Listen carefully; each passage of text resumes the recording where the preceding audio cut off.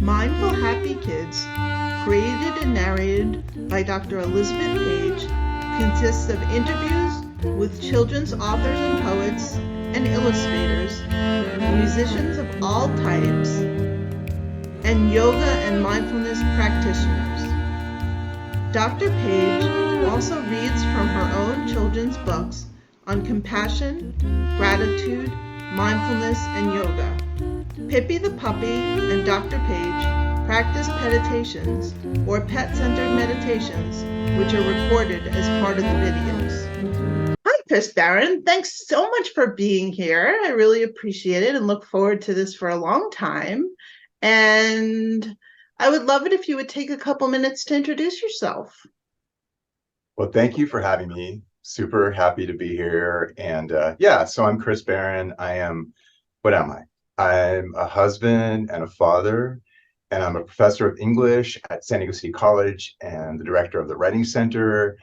I'm someone who tries to grow things. So I'm learning how to be a farmer a little bit. I raise chickens and I write books.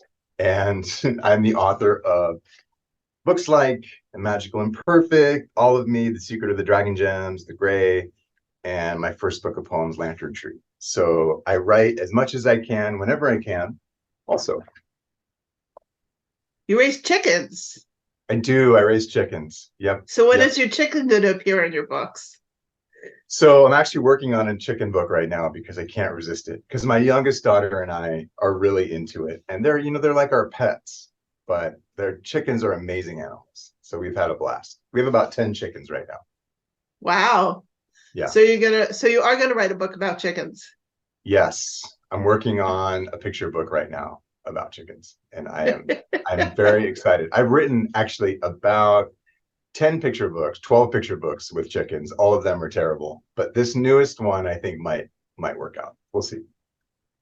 Well, that's really cool. It's a lot of fun. They're amazing animals. So you want to talk to me a little bit about your writing journey? Your writing journey? Yeah, I'll tell you my writing journal too, but my writing journey, I mean, I can say just from a basic perspective, like a lot of writers, writing has always been kind of an outlet for me, because in a like a childhood that was not so safe or like kind of difficult at times, writing has been a way that I've kind of constructed worlds that are safe, explored things that are difficult. So even as a kid, I remember like when I do school visits, I always show the first book I ever wrote, which I keep, which somehow I found in a box. It's called The Hungry Lion. And it's a very like pencil sketchy, stick figure-y lion who runs into a tree and is embarrassed. You know what I mean? And then the giraffe and the monkey like make fun of the lion, but then they become friends again. And I've always seen writing like that. Like it's our chance to explore things we don't understand or work things out. So I've always been interested in writing and reading, of course. Stories, I've always loved Tolkien and Narnia and any portal fantasy that took me to another world where things were a little bit clearer, maybe. So for that, I really, I'm thankful to those stories that have saved me often. And I wanted to write stories. And so when life was tough, I would write stories. And then there are a couple of places I'll just say that I think marked the time for me for my writing journey, or a few times. One is when I was in sixth grade, I wrote a play. It was so terrible. But I was in an acting class and the play was called It Comes and Goes with the Wind. And it was like a kid who discovers this strange force in the desert and it's in the wind. And anyway, my acting teacher had our acting class perform it as a play. And I'm not sure how that happened, except maybe she didn't have anything or the rights to anything, but she just agreed to do it. And it was a lot of fun. But what that did for me was it kind of gave me some confidence that maybe I could do some writing. And then eventually, I've always been writing. And then in college, I was writing. And then when I was in sophomore year of undergrad, I was a college athlete, and all I focused on, I was on the rowing team. and I took a creative writing class because I had gone to college on a writing scholarship, and I wrote a really, really bad poem, probably a love poem. I think it was actually called On a Pedestal. And my professor in that class was this incredible poet, Glover Davis. And he was a football player, and he kind of related to me as an athlete. And he was like, Chris, this poem is garbage.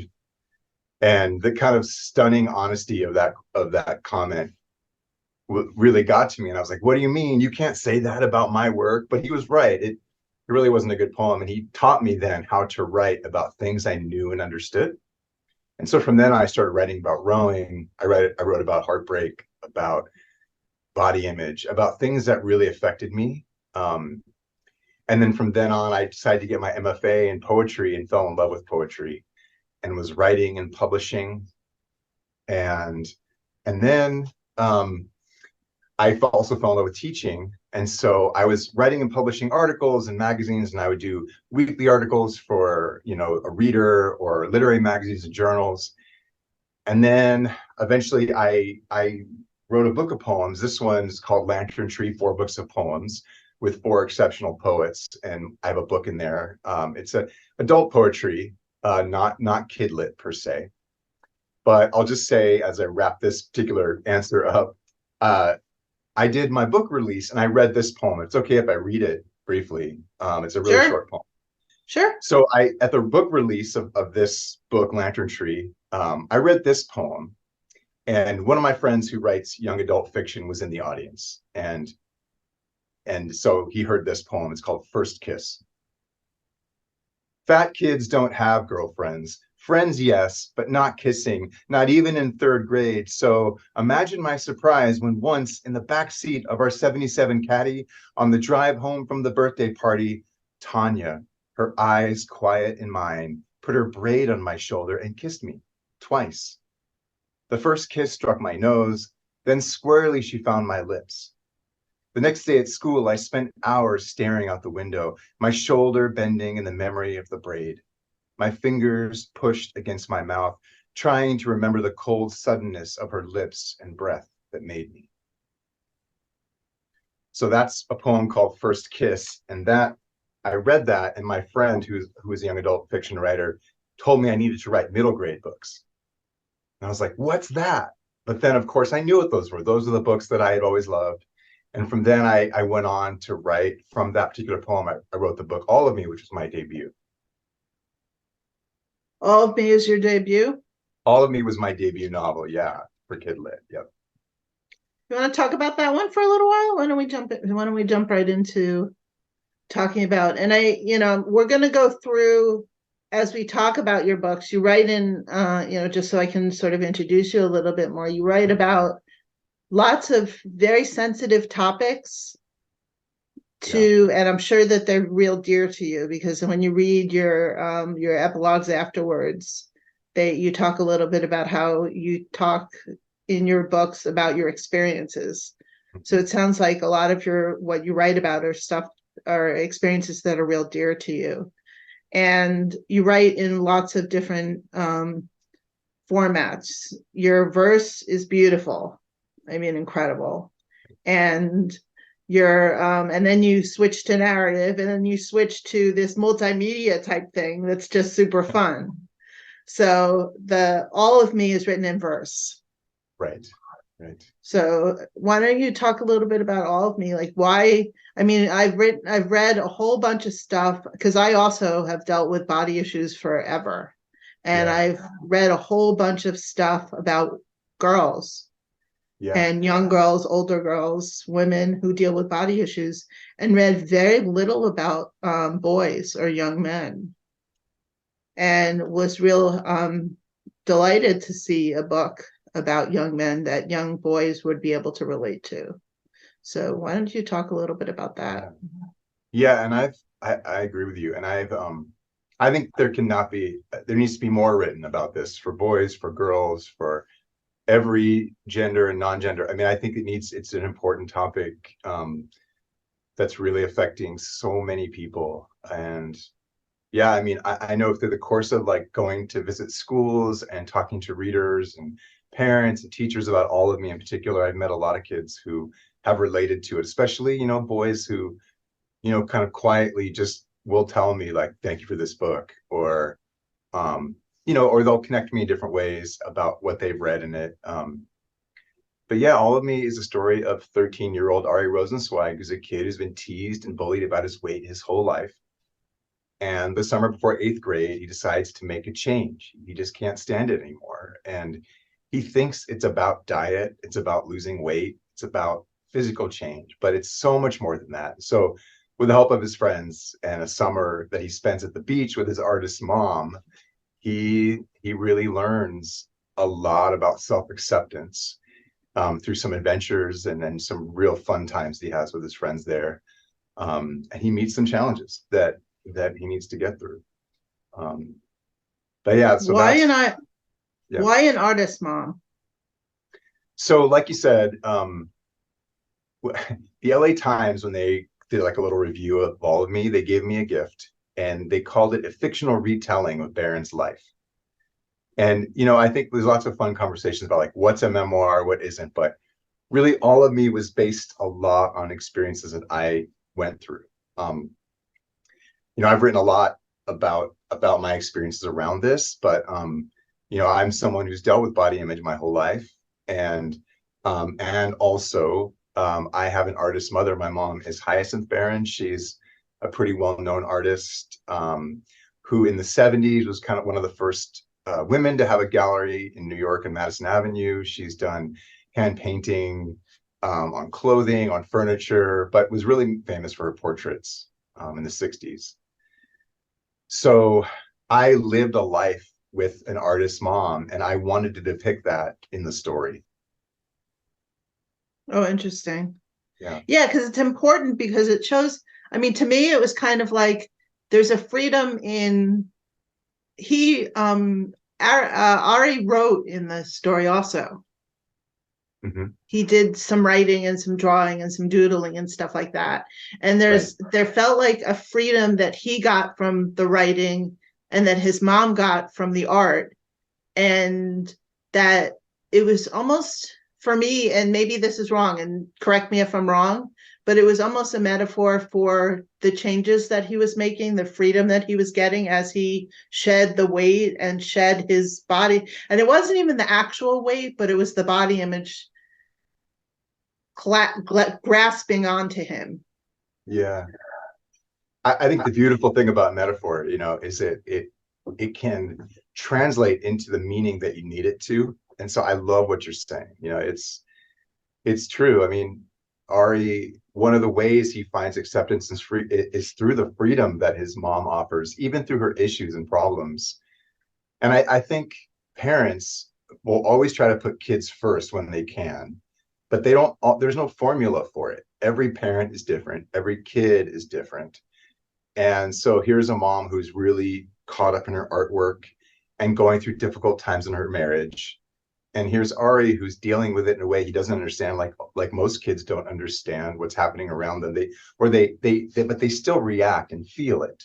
So there's marital problems, there's body dysmorphia, there's body image issues, but they Ari can't articulate it. And so so the drawing, the expression, the change and acceptance becomes really, really important for him. And there was another character in that book, Lisa, Mm-hmm. and she becomes real important because it's not a typical love affair like you might find. Like Right. in a way, she rejects him, Yeah. but in the way she rejects him, she also accepts him. I love that you said that. That is exactly right. I mean, there's a deep, deep love and admiration they have for each other. And when you're kids, when you're young like that, you often mix up your feelings. You don't know what your feelings mean. And so Ari has a deep, deep love for his friend, as we often do. And, he's learning what that means and how to express that. And she's such an important friend to him because she's a little more worldly wise, right? And she's able to help him along, in life and really be there for him in a way with her toughness and kind of her tenacity and things she's been through. So So, what made you write this in verse? Yeah, I mean, so for me, like I said, I did my, I've always loved poetry. I think when I discovered poetry, it changed me, and my ability to see the world and to take these big concepts like, I call them the big nouns, like love, fear, and hate, and sort of be able to translate them into actual physical things, like, through metaphor and simile, for example. And poetry just equips us to do that. And so I see the world in images, um, portraits of events, and I love the speed of verse. And it's just kind of like my native language. And so for all of me, and also for the magical and perfect, I've written them in verse. And I think verse provides this opportunity for readers to see the internal landscape of a character, what's going on inside them, in a really beautiful way. You can construct the inside of the mind of a character, because I think a lot of times, if you ask your kid after school, how was your day? What's their answer going to be? You Fine. know, fine, good, right? But there is like a whole ocean of stuff swimming around in their mind, of events and things that happened, and it's just they may not know how to express it. And so I think the internal is important. I think verse can beautifully construct that internal landscape so that readers can see into the minds of characters, and then also it can provide externally fast moving action that can be really interesting for readers. What are some of the challenges of writing in verse? Yeah, no, I mean, that's a good question. I think there's a lot of challenges. I think it's funny, like all writing challenges also happen in verse. But to verse in particular, one of the benefits is you have a lot of white space on the page and a lot of space, to play around with, like big breaths. But I think that can also be a challenge, is you need to say a lot more with a lot less. And that can be really, really challenging. Like all of me was, right now it's about 35,000 words, but at the beginning, I think it was close to 65,000.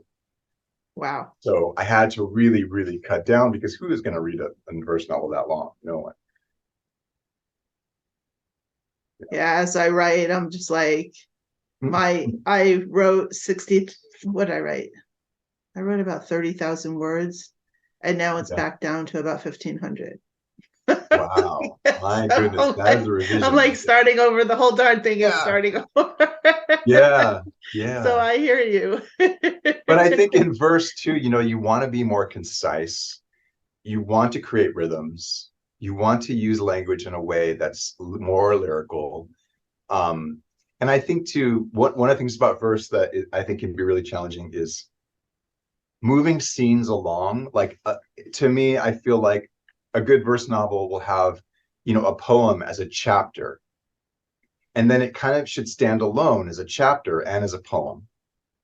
But then, you don't have the subtlety of a few lines to link maybe one chapter to another. So you have to create transitions, and that can be a little bit difficult times. And I think that's one of the biggest challenges, is otherwise, you're getting involved in like opening the door of the car or sitting down to the meal, but you got to just get in the car. You just got to be at the meal. So creating transitions can be challenging in verse. I like the challenge, but it's hard. Yeah, sounds like it. So Ari is Jewish in this story. Yes. Can you talk a little bit about the role of Judaism and Jewish culture in your books? Yeah. Absolutely. So, I mean, as a Jewish person, it's the worldview I know, it's the heritage I understand, it's the culture I was raised in. It's my deep, deep family. So it's hard for me to imagine not writing Jewish books in a way, like where the characters are Jewish, because that's my understanding of the world in a way. So yeah, so for Ari, and I think this is important in middle grade books, is that they often center around ideas of like rites of passage. And Ari is in the throes of his bar mitzvah, and you know what I mean, and he has to meet with the rabbi. And so I think these are important moments. And I don't know, like the Jewish culture, so, and tradition and heritage, and it just so beautifully captures these big moments in life. And so it's really fun to have those in the books. And I think You it's also important tend for to juxtapose people who are not in the Jewish culture with people who are in the Jewish culture. And that seems to me to be a way for you to explain Jewish culture without having to go out as a narrator and say it. You have one character explain to the other character what the Jewish culture is all about. Oh yeah. Yeah. I mean, I think, and I'm just kind of modeling that on like what I remember with my friends. If I because I lived in New York and everyone around me was Jewish, and then I moved away and then no one was. And I often was explaining like it's Hanukkah, and they're like, "What's that? That's the Jewish Christmas." I'm like, "Not really. It's it's next to it, but it's completely the gravity of it is a little bit less, like." And I remember explaining it to people, and so I'm remembering that, and I see it with my own kids. They're explaining to their non-Jewish friends, about being Jewish, and like we have Shabbat at our house every Friday, and we invite everyone over, and they're like, "Oh, is it super religious?" I'm like, "Not really. We light candles, we welcome the Shabbat, we talk, and everyone's invited, and it's a lot of fun." So I'm kind of modeling that explanation between characters a lot on what I see around me. You know. Interesting. So, why don't we talk a little bit about your other book that's written in verse, The Magical Imperfection? Yeah. Because that's another book that's really sensitive Yeah. and full of pain. It's full, for me, it was full of Yeah. pain and full of hope. Oh, I love that. Yeah. Yeah, The Magical Imperfect was a book that I, it's interesting. It was written really fast comparatively for me. But it's this story of these kids, Eitan and Malia, who are I always have my books with me to hold up. Eitan and Malia, who are the grandkids, of immigrants who came through Angel Island in the Bay Area. And I think a lot of us know about Ellis Island, of course, but not many people know about Angel Island, which is kind of right through the Golden Gate from the sea. And then you go into under the Golden Gate, you go left, and there's Angel Island there. Alcatraz would be straight ahead, San Francisco on the right. And about 500,000 immigrants came through Angel Island, mostly Chinese immigrants. And then there was all kinds of issues that came up with that. But, you know, right around 1940 was the last ship that came through. And I discovered that on that ship were Jewish immigrants fleeing the Holocaust. There were Filipino people, there were Russian people, there were people from all over the world. And I often thought, like, where did these people filter into? And so the book imagines this last ship, the Calypso, that came through, and those people leaving that ship and forming this community of Shipshaven, in the 40s, and this like beautiful immigrant community where people of different nationalities, ethnicities lived in peace, which is always the hope that we have. And Eitan and Malia are the grandkids of those immigrants. And Eitan, who's selectively mute because it takes place in 1989, and when his mom has depression, and when she left and had to be institutionalized, Eitan says that she took his words with her. And Malia has eczema so bad that they call her the creature, and she has to be homeschooled. And both these things are a big deal in 1989, when there wasn't much said about these things. And so it all takes place against the backdrop of this huge earthquake that happened in 1989 during the World Series between the A's and the Giants, which was nationally televised and a big deal. And it's about their unlikely friendship and how they find some magic clay in the back of his grandfather's workshop, and how it kind of brings them together, and they try to find healing. Yeah, once again, friendship is huge. Yeah. Seems to be, I mean, in all of your books, friendship is huge. Both family, and we'll talk about that in a minute, but Yeah. family and friendship are both really huge in all of your books. Yeah. Good modeling for kids, I think. Yeah. Well, I feel like, so many of us feel like outcasts or are outcasts and deserving of friendships. And if we could just get past the beginning of the first time you see each other, the friendship could happen more often, but it's so hard to break through that for a lot of kids. And I think, in books, a lot of times there's big walls that go up, like you can't talk or you won't talk or you're not talking, you're not sure why, or you've been told you're a creature and you hide away. And a lot of Magical and Perfect is, again, like these kids fighting to get to connect. She hides behind the door. He has to deliver groceries to her, and suddenly they realize they actually like talking to each other. And, this nothing is more healing than friendship, especially when you're fully accepted. Yeah, that was the whole theme of acceptance also is huge in your books. Bullying and acceptance. Yeah.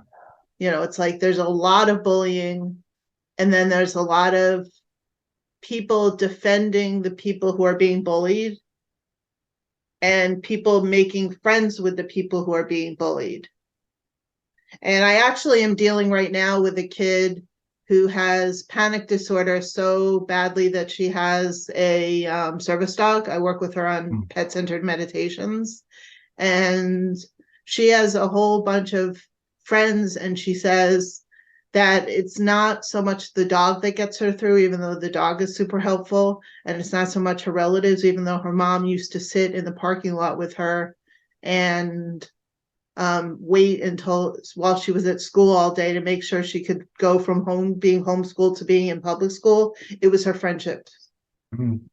So it's her and her friends. She said it's basically when friends are picked on or when friends are shy, those are the friends who join her friend group. Mm. And it's very, that's the kind of thing that is depicted in your group, in your books, is the importance of these friendships. Yeah. Yeah. It's so important. I mean, and I think, as adults, and I think in the books in particular, but I'm just thinking of like, what opportunities do we give kids so that they can become friends in a healthy way? And I think sometimes in the books, we try to be real. Like, kids are often thrown into things. I mean, there's something so, I don't know, artificial. And I'm an educator, right? But I think artificial about school in general, like throw them all together, and make them do things. And sometimes you need a lot of scaffolding. Some kids are fine. A lot of kids need a lot of scaffolding to know what to do, to know how to interact. And it can be really, really challenging. That's where your families come in. Mm-hmm. The grandfather in The Imperfect comes in to help with modeling what role he should be for Malaya, Mm-hmm. and the mother in All of Me, Right. what kind of role how he can interact with Lisa because she helps Lisa with her art. Right. So there's a lot of Exactly. modeling that happens with the families. Yeah, in fact, Ari sees how accepting his mom is of Lisa, despite all the things that go on in her family, all the trouble with her mom and what she's been through. And he, in the book, he notices how much she just cares for her without judgment. And that makes him feel safe with her, even though, she's like very attractive and gets a lot of attention. You know what I mean? He feels like assist, like very close to her because he sees that with the mom. Yeah. Yeah. So let's talk about the gray. Sure. That's how I was introduced to your work. Oh yeah. Okay. Is Yes. the gray is your newest book? No, the newest book is The Secret of the Dragon Gems, right? Right. It was just one of those summers where two books came out. That's so rare, and it just coincided. But yeah, they're both to me equally new. But yeah, Let's talk about now. The gray is narrative. correct. Yeah. What made you switch from prose to narrative? That's a good question. So I think it's only fair to be honest and say that I wrote a lot of the gray in verse at first.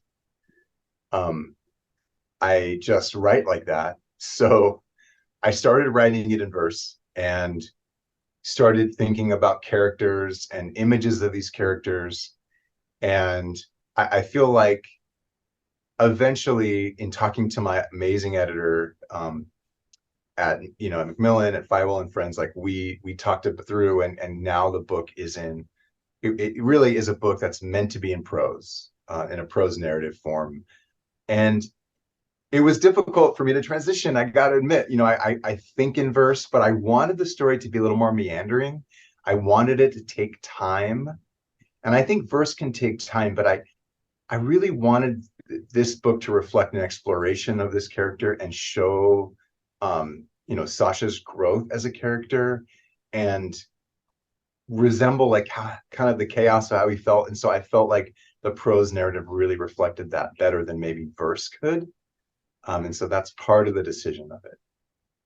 Well, it's also beautifully written. You're right. Thank I mean, your writing is great. So it wasn't that it was any less beautifully written. It was just, it's different. I mean, it's different. Although you were able to get as close to the emotions of Sasha as you were to be able to get to the emotions of Ari and all of me. I mean, Sasha is the main character in The Gray, and I'll just, you want to give a quick synopsis of all of The Gray without giving away the ending? Yeah. It's so funny because it's hard for authors to like give a quick, this is what it's about without like wanting to tell. But I'll just say, it's about Sasha, who is a kid who used to be very close to his aunt and uncle who live in the country, but then lives in New York City with his mom and dad, and he's always had a little bit of a struggle with anxiety growing up, and his uncle used to tell him it was a gift, like his sensitivity and his ability to see nature was a gift. But in the city, it started to kind of get worse and worse. And but he got into like gaming and coding, and those things really soothed him and helped him in his routine. But then eventually those things that helped him started to make things worse and exacerbate them. And his anxiety would grow and grow and get worse and worse until it becomes so bad that he ends up kind of going into another world, and he calls that world the Gray. And some incidents occur in his school. And so with the help of his therapist and his family, they decide that he needs to take a break and kind of get away from devices, get away from the things of his routines, not forever, but just for a while, to go live with his Aunt Ruthie in the country. And he hasn't been there since his Uncle Lou died. And so he's nervous and he doesn't want to go. He's got all these plans for the summer already. But he goes out there and he just rediscovers himself, and he goes on adventures and meets new people. And of course, the Gray will find him there too, and he has to learn how to live with that. Very well done. Okay, good. Yeah. Now, first of all, Aunt Ruthie's a kick butt character. She's awesome. Yes, she is. Thank you. I think she is a kick butt character. Yeah. She's very strong. Actually, all of the women characters in your books are strong. You absolutely make a point of having strong female characters. That's something that I don't know if you do it on purpose or if that's something that just happens. Women are strong. And I think some of the greatest role models and mentors I've had have been women, and obviously my wife, like, so yeah, of course they are. And he meets two characters which are both they're both very interesting characters. One is another kid, Eli, who is being taunted for another reason. Mm-hmm. And he and Eli become close friends. Yeah. even though that's a difficult one at first. And then Ivy, who's a girl, and he and Ivy become close friends. Yeah. And Ruthie is teaching Ivy dancing. Right. So that's sort of how, once again, there's a modeling where Ruthie is showing how safe Ivy is. So Sasha feels safe with Ivy. And I don't think that if Ruthie wasn't showing the relationship that she had with Ivy, that Sasha would be as safe. I think you're right. I think Ruthie throughout the book is like, oh, who are you? You should meet my nephew, and she's very Very like Jewish. very Jewish. I mean, she's loosely based on my Aunt Cookie.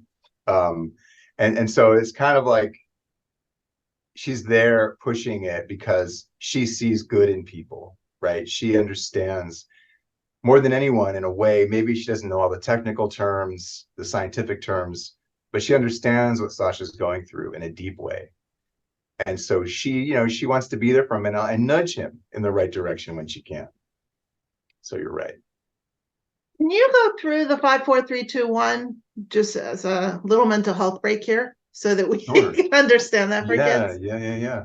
Um, I'll just I'm just gonna read from in the book. There's the he makes a note. So when Sasha gets to Aunt Ruthie's for the summer, his mom is nagging him like, remember your 5, 4, 3, 2, 1. There's two main things that he does to help himself soothe.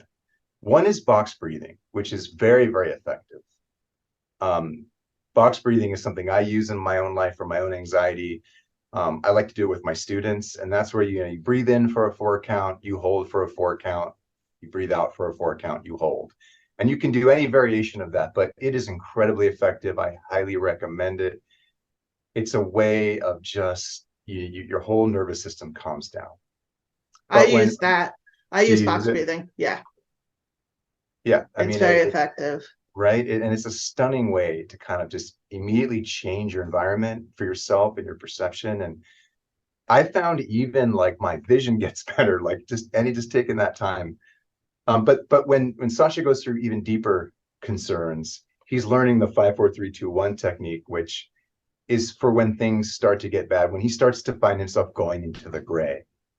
And so I'll just read if it's okay, I'll just read it. Uh, Sure. Please, Sasha, mom says, please promise me you'll try. Her voice sounds so tired, like it sometimes does after a long day of work. I think about how even on those long days, she always makes time to help me, does everything she can. I nod and pull a folded index card out of my pocket. We work together to write it all down on the card. I stare at it, trying to remember everything. Breathe deep. 5. Look around for 5 things you can see and say them out loud. Keep it simple. 4. Feel. Pay attention to your body and think of 4 things you can feel and say them out loud. Don't make it up. Just feel what you feel, your socks, the soft chair, whatever else. 3. Listen. Listen for 3 sounds. Maybe the sound of traffic outside, the sound of someone typing, or the sound of a power-up in a video game.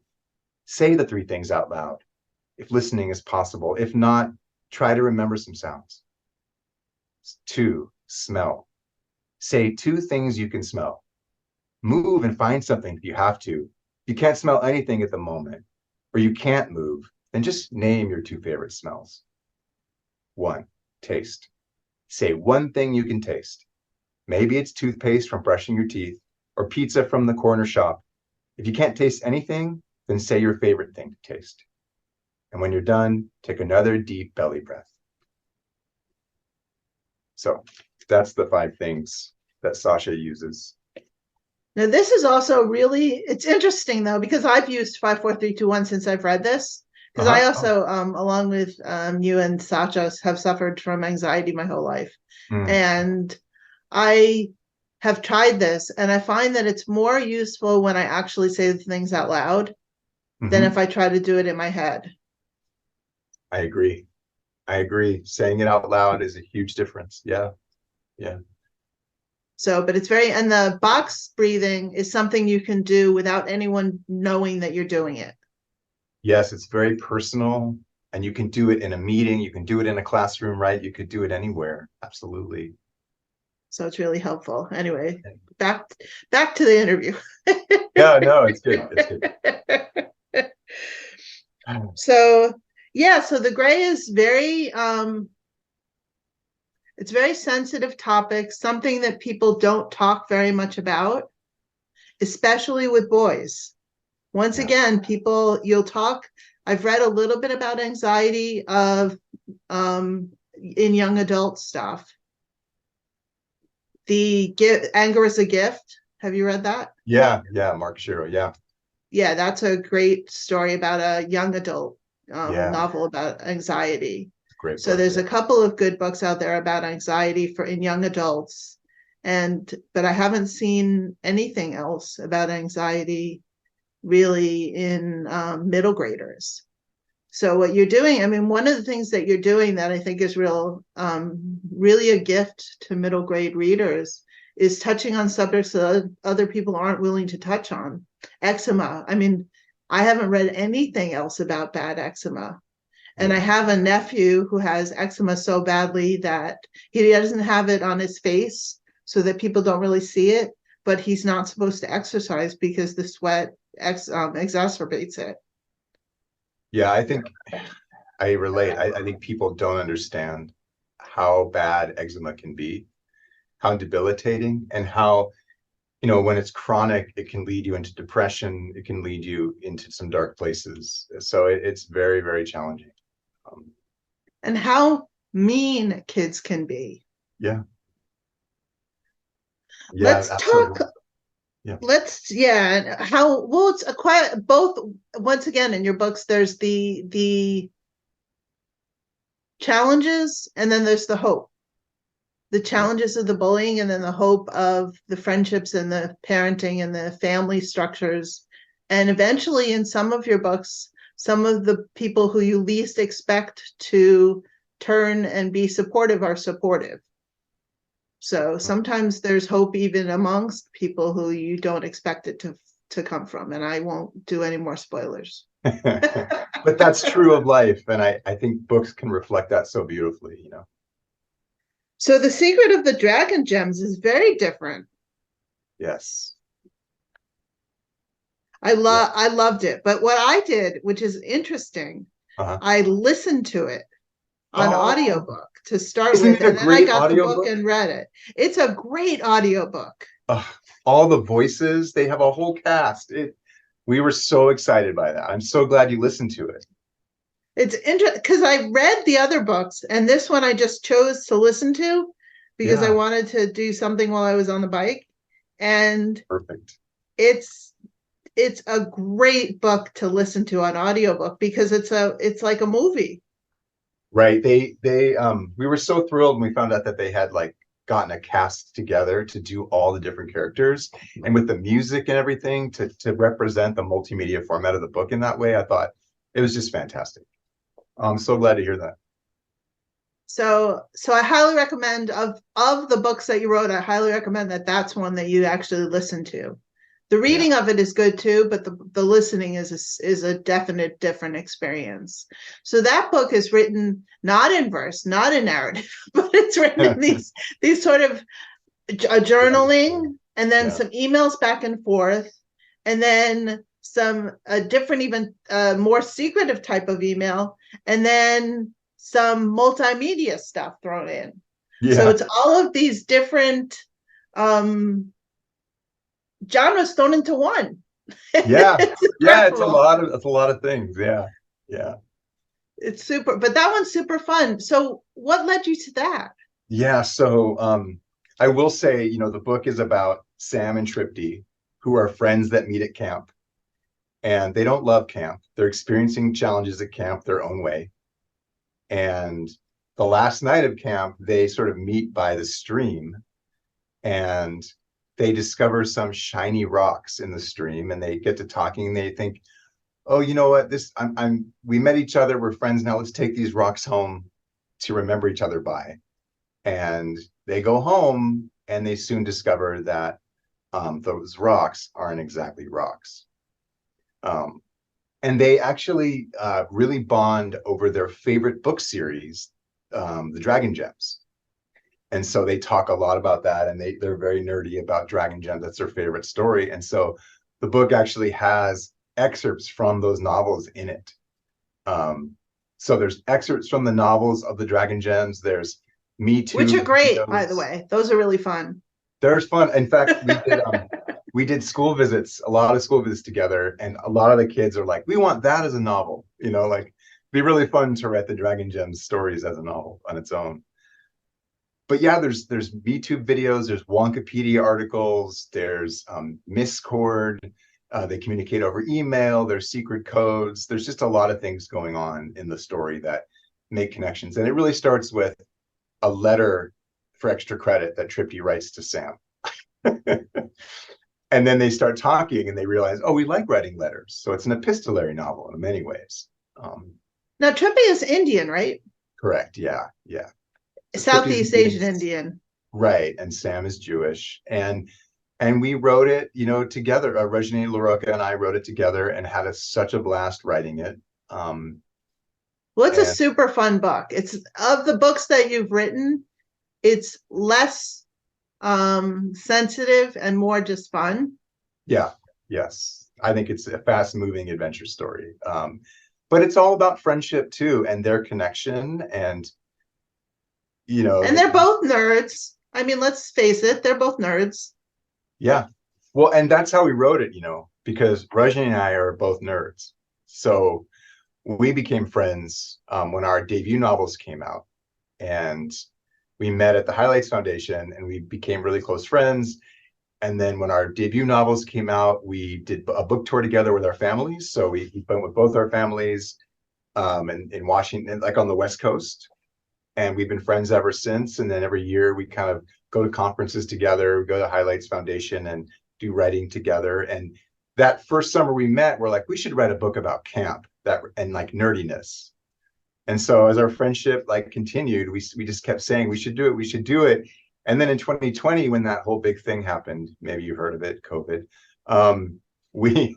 we decided maybe now's a good time. And so I wrote her a message, or I wrote up a document, shared it with her, and it was called Chris and Rajni Project of the Century. And and then we just went from there, and we would write back and forth.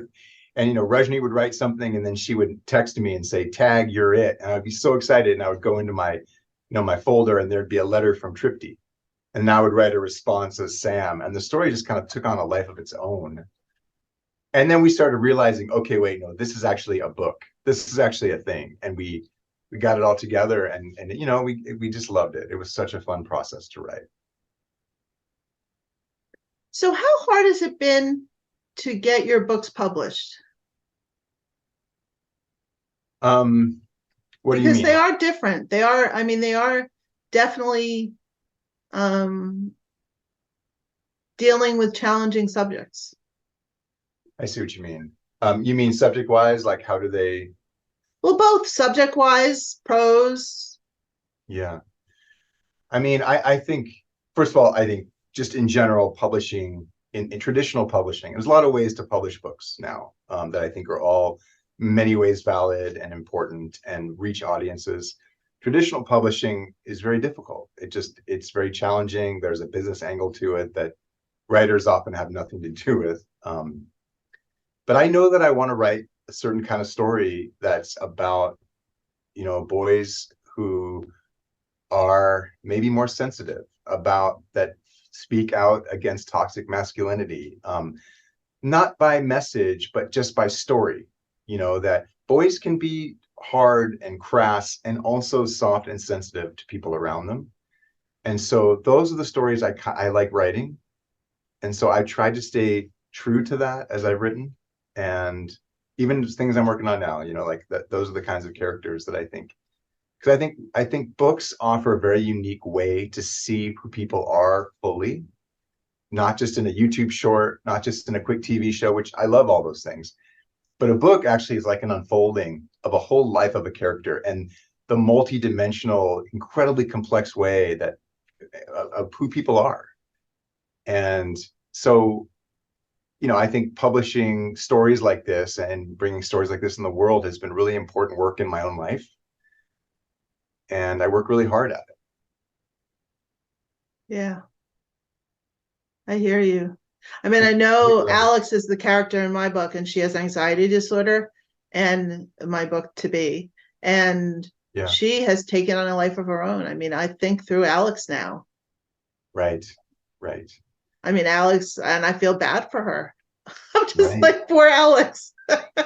I know. And you start to feel this empathy towards your characters. And then I think, for publishing, when you bring a story into the world, I tend to run it through a lot of people. Like they call it sensitivity readers, but I like to call it authenticity readers also. So like I had a really, really a good friend author actually diagnose Sasha, like read about Sasha's character. Malia in The Magical and Perfect is Filipina, and a big part of my family is Filipino, like my wife's whole family, and I had them read it and understand it because I think it's really important to have your characters be represented authentically because we're putting our heart and soul as writers in there. We're living through them, but also we want to make sure that those characters live out those lives in the way they should. And people keep telling me, write what you know. Yeah, I I think mean, that's that's true. the one advice that I keep getting is write what you know. What do you think about that? Um, it's hard. Mm-hmm. It's making yourself more vulnerable. I mean, because who wants the world to know that you have anxiety disorder? Yeah. So but then there's all the other stuff like Alex travels by motorhome Oh, for wow. recreation, and that's what I did as a kid. And my most fond memories are traveling by motorhome. So I get to add this sort of adventure to the story by having her travel in a motorhome in the way that I did as a kid. And see, what you're talking about is so important, right? Because you're talking about the joy and a childhood, right? And adventures that you had. And I think that's in my books too. Like, it's there's anxiety, but also Sasha gets to like ride horses and learn how to be brave and takes martial arts and makes friends and goes fishing. And, we do all these things. So this thing that they're dealing with that's part of who they are is present, but it's not the only thing they experience. It's, the horses, for example, in the Gray are a huge part of the story, Oh, can and you talk about the animals in the story? yeah, yeah, sure. Yeah, I mean, I just think I particularly in the Gray, the horses are an important part of how Sasha deals with anxiety because there's a lot of research and work that's done with horses helping.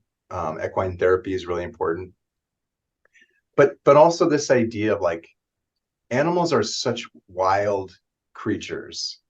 Even when they're tamed, they're like portals into like the beast world, the untamed world, the wildness of life. And when we connect with them, we are just we're creating friendships, and I think that's a really important part of our books, or my books, all books.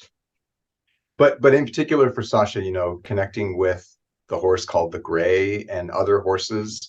Um, and other animals, even for Ivy loving all the lizard and salamanders and the frog named Jumpers, like there's this connection with animals in the forest. Um, and also it's this idea I think of in the Gray and in all books of like there's a term called the numinous, which is like the mystery surrounding us, the sacred. And C.S. Lewis used the numinous to explain like that deep sense of like the sacred when you're standing in a forest and you feel a presence of something other than yourself, and it's it's there but you don't know what it is, and you don't dare define it per se, but you feel that. And I think animals often represent that feeling. When you're standing in the grove and a fox emerges, there's something otherworldly about that. When we ride a horse through a field, there's something otherworldly about that experience. We are in partnership. We're a companion with that creature, and it's not in our control as much as something that we're partnering with, and that's a super powerful role of animals in my books, and I think in a lot of books. Yeah, absolutely. Family. Mm-hmm. You want to talk about the importance of family in your own life and how that feeds into your books? Yeah, I mean, there's a lot to say, but I would just say for me, I have my own family, and we've had our share of hardship, and love, like most families when I was growing up. And so a lot of things that I'll write about in the books reflect some of that hardship and challenge, because I think a lot of kids deal with that. And they don't often have the words to know how to deal with it, right? I think books explain that. But I think it's important to have honest families and stories. Um, and now I think with my own family, I feel that strong sense of like love and understanding of like, wow, like it's all new emotions of how much I love these people, my wife and my kids. And so all of that really, really comes into play in the stories of parents and kids always trying to find each other. They love each other, they're there for each other, but they're always trying to figure out how and what that looks like. And I think good books, the books I love, really try to represent that, and I try to represent that in the stories that I write as well. um, and one more thing I'd say about that is just I really love the idea of intergenerational families. You notice there's grandparents, aunts, and uncles, like you mentioned earlier, interacting with kids, this kind of older world mentality with this newer world mentality. And I think that's something that's often maybe missed out on in our society right now, is like the chance to come together with people who have gone before us. So I really like to write about that too. So, teaching. Do you want to Mm. talk a little bit about teaching and what teaching brings to your life?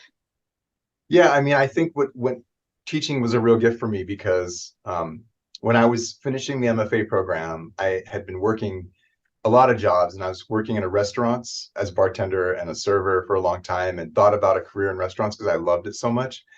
Um, but I started teaching when I was in graduate school, English comp, and I just fell in love with it. I really thought teaching is what I want to do. I want to share. So I started teaching everywhere I could, and then I got a professorship a long, long time ago, back in 1999, and I've been teaching ever since. And I think that it's been a focal point of my life. I'm getting to share a classroom with students, especially where I work at San Diego City College, which is where I am right now. I've taught thousands of students over the years and had the chance to facilitate learning. And of course, it's cliche to say I learn as much from them as they learn from me, but I think I probably learned more from them. And I always think it's interesting. Like when I first started teaching, I thought I knew a lot, and now I feel like I know way less. I don't know what that is. Maybe that's wisdom or getting older, but I feel like, their voices need to come to the front more. And I like learning how to help them do that, especially in the age of AI and all the things that are happening. Voice is becoming much, much more important. So for me, teaching has been just an incredible part of life and an exploration, and it's a chance to serve others and hopefully contribute and do what I can. And same thing with the Writing Center where I work. I'm the director there, and I have about 30 tutors that work for me, and I love training them and working with them, and we get to help a lot of students. So I think it's a way I feel like I contribute to the world around me. And how does it feed into your writing?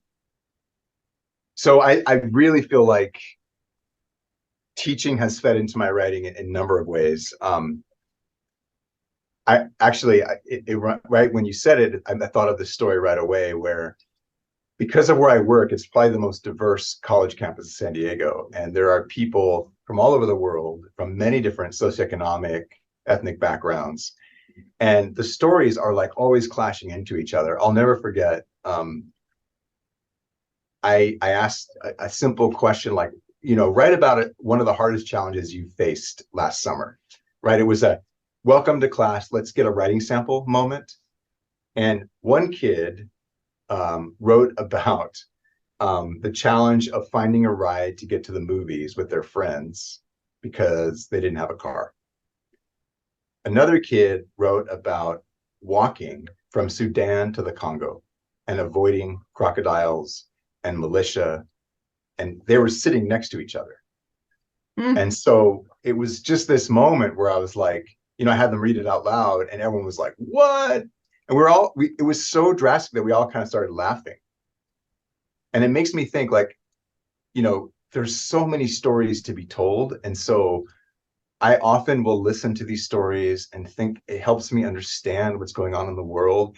And of course, selfishly, I find all kinds of characters.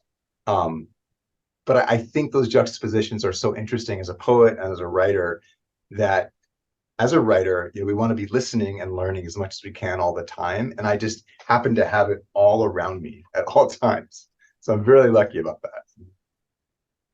Sounds great. I would love to have you as my teacher. Oh, great. So, what is on the front burner? Yeah. So in terms of books and stuff like that, or you? Sure. Yeah. Um, the most front burner thing item is this anthology that's coming out in March, which from Abrams, and I'm super excited. It's called On All Other Nights, 14 Stories About Passover, and it's an anthology of that follow the steps of the Seder, and the stories are from people like I got to contribute, but I'm editing it mainly along with Joshua Levy and Naomi Milner, and there's stories from Adam Gidwitz and Laurel Snyder and Ruth Behar and so many others, and recipes. And it's a middle grade anthology, so it's full of these like fun stories, because I remember sitting through the Seder as a kid and putting my kids through Seders, and they're a little bit long at times. And these are stories that are meant to explain and bring out interesting aspects through narrative and through stories of those steps. So that's coming out in March, right before Passover. So I'm really, really excited about that. I had for my Seders, on my mother's side of the family, we had a children's Haggadah. Okay. So that was really fun. That's the perfect. cooking was really good, and the Haggadah was really good. On my father's side of the family, and then my father's grandfather was a rabbi. Okay. So my father's whole family was really religious, except for my father. And so we would sit there for hours and hours and hours. And I never went to Hebrew school, so I didn't understand what they were saying. And the food was horrible. So it was terrible. I was like, Dad, why did you make us go? I see, and that's like the joy of like we share this, right? Like I understand exactly what you're saying, and I'm hoping like this book will communicate some of that joy, because the stories are all different and they're kind of like just like what you explained. You know what I mean? So yeah, so that's coming out, and then next year I actually have another novel in verse coming out from Philo and Friends Macmillan, called Forest Heart, and it's about these kids who experience a terrible wildfire in their town. Oh wow! And they have to return to it and discover the new normal, but of course nothing is normal after that. So when is that coming out? It's in 25, so I think summer of 25. Wow. Yeah. Cool. Yeah. That's exciting. Very exciting, and obviously writing all kinds of other stuff and working on books and trying to make the time. That's great. Yeah. What would you tell your 10-year-old self? This is such a hard question. I don't know. What would I tell my 10-year-old self? I want to make it something radical, like don't eat the oysters Rockefeller when they give it to you because you're going to get sick. No, but I think I would tell myself to not worry so much. Probably don't listen to those voices. Don't give so much weight to the bullies in your life. Stuff like that. I just wish I could tell my younger self not to worry so much about that. Mm. So what's on your professional bucket list? That's a good question. My professional and personal crossover. So if that's okay. You can have one bucket, that's fine. Okay, I have one bucket. Professionally, I would love to write. I mean, I want to keep writing, and I'm thankful I get to write books, and I want to keep writing as long as I can and telling stories. I would love for there to be a graphic novel in my future. Do you draw?